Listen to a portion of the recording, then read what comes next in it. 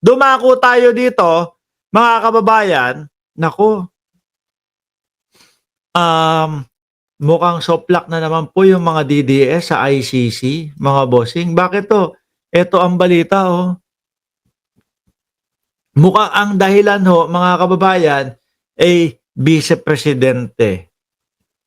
Sabi dito, on July 19, 2025, Sara Duterte, the current Vice President of the Philippines, no, spoke in front of a crowd in The Hague. Oh, lagi nating nakikita. 'Di ba? Lagi ho nating nakikita, mga bossing. Si VP Sara, ang gagawin ho niyan, magkukuha ng upuan, tapos tatayo doon sa upuan, tapos hahawak ng ganon. Ah, 'di ba? Spoke in front of the crowd in The Hague and was interviewed afterwards. Oh. During this event, she repeated the claim that Mr. Duterte, yung kanyang ama, no, was kidnapped by the... Ay, oo. Lagi nilang sinasabi yan. Kinidnap ang dating Pangulong Duterte. Laging ganun yung sabi nila. So, paano nga naman papayagan yung interim release nito? Paano pag ni-release namin yan? Tapos pumunta na ng ibang bansa. Tapos kapag yung nakausap nila yung bansa na yun, biglang sasabihin, wala, hindi na namin ginagalang ang ICC kasi kinidnap kami niyan. Oh, wala na. Kaya tingin ko hindi mapayag-payagan yung interim release eh. Kasabay na din po dyan, kaakibat na din po dyan, mga bossing, dahil walang gustong bansa na kumupkop sa dating Pangulo. Bakit to?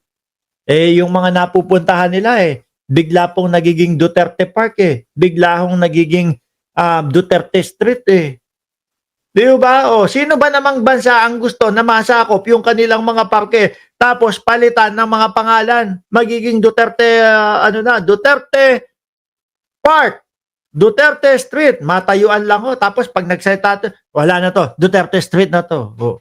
Sino ba naman hong bansa ang gusto na araw-araw merong mga welga o rally doon sa pagkukulungan ng dating Pangulo? Di ba kahit, nako, sabi ko nga ho sa inyo, kahit 4, 5 lang ho yung mga nagrarally na lang ngayon sa kanila, annoying pa din ho yan Di ba? Sabi ni Genoveva Iturralde, good morning Mark. Oh, I'm 75 years old, Lola. God bless. Salamat po. Oh, Ma'am Genoveva Iturralde at sino pa nandiyan? Si Sir Henry Victorio at Pablo Alagbay. Aray ko, higanting tubong binaon sa flood control. Wala na, tapos na tayo doon sa Jinggoy na yon. Dito na ho tayo, mga kababayan, sa ICC. O, tuloy ko.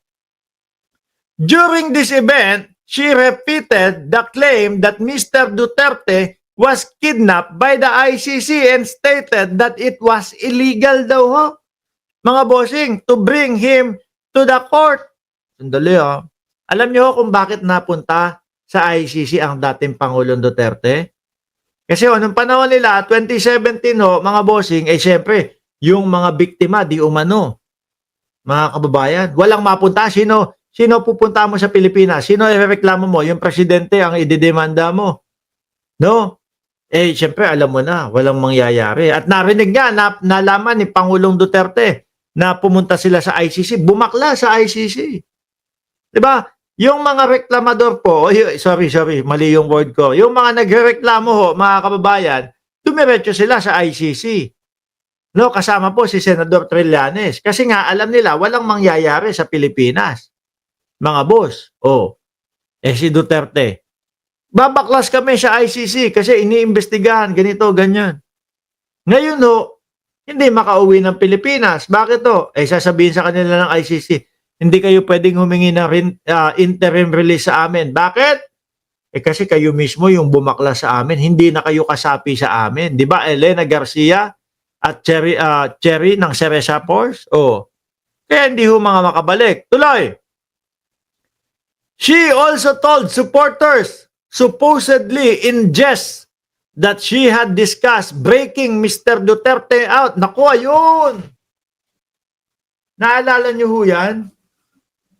Sabi ng Vice Presidente, parang ilabas na or something o ayan, yan, natatandaan ko yung sinasabi niya eh.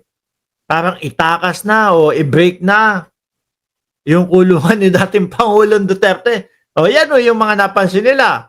Di ba? That she had discussed breaking Mr. Duterte out of the ICC detention unit with a colleague. Sila Roque, nandun yata yun, ano? O paano papayagan talaga yan, mga boss? Di ba?